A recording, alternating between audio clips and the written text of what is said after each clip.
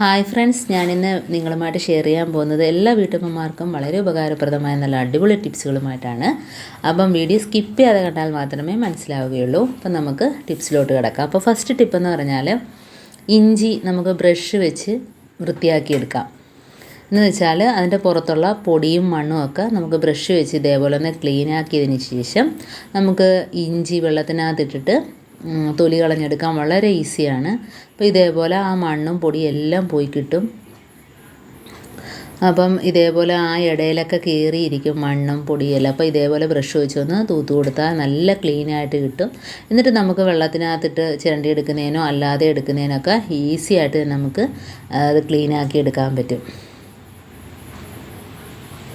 അപ്പോൾ അടുത്ത ടിപ്പെന്ന് പറഞ്ഞാൽ നമ്മൾ മിക്സിയുടെ ജാറുണ്ടല്ലോ, അതിൻ്റെ അടപ്പൊക്കെ ഇതേപോലെ ഇടയിലൊക്കെ അതിൻ്റെ അഴുക്ക് പൊടിയൊക്കെ ഇരിക്കുകയാണെങ്കിൽ ഇതേപോലെ ബ്രഷ് വെച്ച് ഇതേപോലെ ക്ലീനാക്കി എടുക്കാം. അപ്പോൾ ബ്രഷ് കൊണ്ട് ഒരുപാട് ഉപയോഗങ്ങളുണ്ട്, അതാണ് ഈ വീഡിയോയിൽ കൂടി കാണിക്കുന്നത്.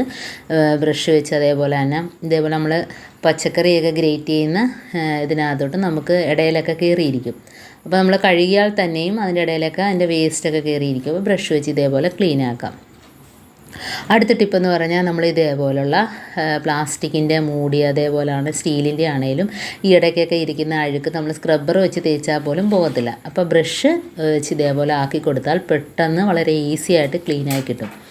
അതേപോലെ തന്നെ നമ്മുടെ മിക്സിയുടെ ജാറിൻ്റെ ബാക്ക് ഭാഗത്തൊക്കെ വേസ്റ്റൊക്കെ ഇരുന്നിട്ട് ഉണങ്ങി എന്തോന്നായിട്ടിരിക്കും. അപ്പം അത് ഇതേപോലെ ബ്രഷ് വെച്ചൊന്ന് ക്ലീൻ ചെയ്ത് അതിൻ്റെ പൊടിയെല്ലാം തട്ടിക്കളയാവുന്നതാണ്.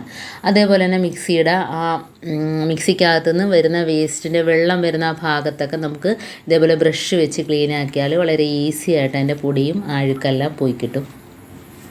അടുത്ത ടിപ്പെന്ന് പറഞ്ഞാൽ നമ്മുടെ ഫ്രിഡ്ജിൻ്റെ ഡോറിനകത്തുള്ള ആ റബ്ബർ ഭാഗത്തില്ലേ, അവിടെ മൊത്തം അഴുക്കാണ് കയറിയിരിക്കുന്നത്. അപ്പോൾ അങ്ങനെയുള്ള ഭാഗത്ത് ബ്രഷ് ഇട്ടാൽ മാത്രമേ അതിൻ്റെ ഇടയിൽ നിന്ന് നമുക്ക് ഇതേപോലെ അഴുക്കെടുത്ത് കളയാൻ പറ്റത്തുള്ളൂ. നമുക്ക് എന്ത് വെച്ച് തേച്ചാലും അഴുക്ക് പോകത്തില്ല. അപ്പോൾ ഇതേപോലെ നമുക്ക് ബേക്കിംഗ് പൗഡർ നാരങ്ങയൊക്കെ വെച്ച് തേച്ചെടുക്കാം. അതുപോലെ ബാറ്റിനകത്ത് കൊതുകിൻ്റെയൊക്കെ വേസ്റ്റ് ഉണങ്ങിയിരിക്കുകയാണെങ്കിൽ അത് ഇതേപോലെ തട്ടിക്കളയാം. അതേപോലെ നമ്മൾ 2 ദിവസം എടുത്തില്ലെങ്കിൽ ചിലന്തി വലയൊക്കെ പിടിച്ചാലും ഇതേപോലെ തട്ടിക്കളയാം. അടുത്ത ടിപ്പെന്ന് പറഞ്ഞാൽ നമ്മൾ സിങ്ക് ഉണ്ടല്ലോ, കിച്ചൺ സിങ്കിൻ്റെ സൈഡ് ഭാഗമൊക്കെ ഇതേപോലെ നമുക്ക് ബ്രഷ് വെച്ച് തേച്ചാൽ നല്ല ഈസി ആയിട്ട് അതിൻ്റെ ഇടയിലുള്ള അഴുക്കെല്ലാം ഇതേപോലെ പോകും. അപ്പോൾ അതിന് എന്തായാലും ബ്രഷ് ഉപയോഗമാണ്. അതേപോലെ വെള്ളം പോകുന്ന ഭാഗം, അതേപോലെ തന്നെ കുക്കറിൻ്റെ അടപ്പ്, അപ്പോൾ ആ ഭാഗത്തിരിക്കുന്ന ചെളി കളയണമെങ്കിൽ കുറച്ച് ഹാർപ്പിക്ക് ഒഴിച്ചിട്ട് ഇതേപോലെ ഒന്ന് ക്ലീൻ ചെയ്തെടുക്കാം. നല്ല ഈസി ആയിട്ട് തന്നെ നമുക്ക് ഹാർപ്പിക്ക് വെച്ച് അതിൻ്റെ അഴുക്കൊക്കെ പോയി കിട്ടും. വളരെ ഈസി ആയിട്ട് തന്നെ അതിൻ്റെ അഴുക്ക് പോയി കിട്ടും. അപ്പോൾ ഇതിനും ബ്രഷ് അത്യാവശ്യമാണ്. അതിൻ്റെ വെയിറ്റ് മാറ്റിയിട്ട് ആ ഭാഗത്തിരിക്കുന്നതെല്ലാം ഇതേപോലെ ബ്രഷ് വെച്ച് തേക്കുമ്പോൾ അതിൻ്റെ ഇടയിലൊത്ത അഴുക്കെല്ലാം പോയി കിട്ടും. അപ്പോൾ അതേപോലെ തന്നെ നമ്മുടെ കുക്കറിൻ്റെ അടപ്പിൻ്റെ ആ വെയിറ്റ് ഇടുന്ന ഭാഗത്തുള്ള കട്ടയില്ലേ, അപ്പോൾ അതിനകത്ത് ഇതേപോലെയുള്ള വാഷറുകളൊക്കെ ഉണ്ട്. അപ്പോൾ അതെല്ലാം ഇതേപോലെ ബ്രഷ് വെച്ച് ക്ലീൻ ചെയ്തെടുക്കാവുന്നതാണ്. ഇനി അതേപോലെ തന്നെ നമ്മളെ കബോർഡിലും അലമാരിയുടെയൊക്കെ സൈഡിൽ ഇതേപോലെ ഡിസൈൻ വർക്കുള്ള സ്ഥലത്തൊക്കെ നമ്മൾ തുടച്ചാലൊന്നും പോകത്തില്ല. അപ്പോൾ ഇതേപോലെ ബ്രഷ് വെച്ച് തൂക്കുമ്പം തന്നെ അതിൻ്റെ പൊടികളൊക്കെ പോകും. കണ്ടോ, ഇതേപോലെ 4 വശത്തും നമുക്ക് തൂത്തെടുക്കാം.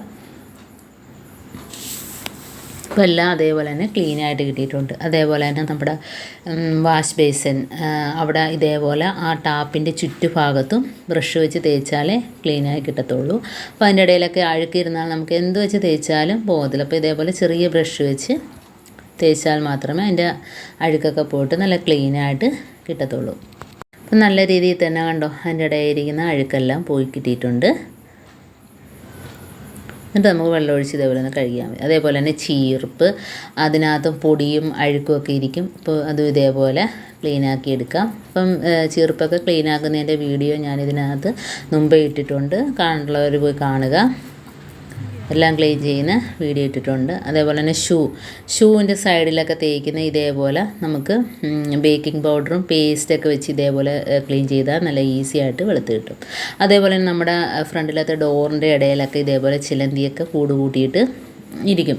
അപ്പോൾ അത് ഈ ബ്രഷ് വെച്ച് തന്നെ ക്ലീൻ ചെയ്താൽ നല്ല ഈസി ആയിട്ട് തന്നെ കണ്ടാൽ പോകും.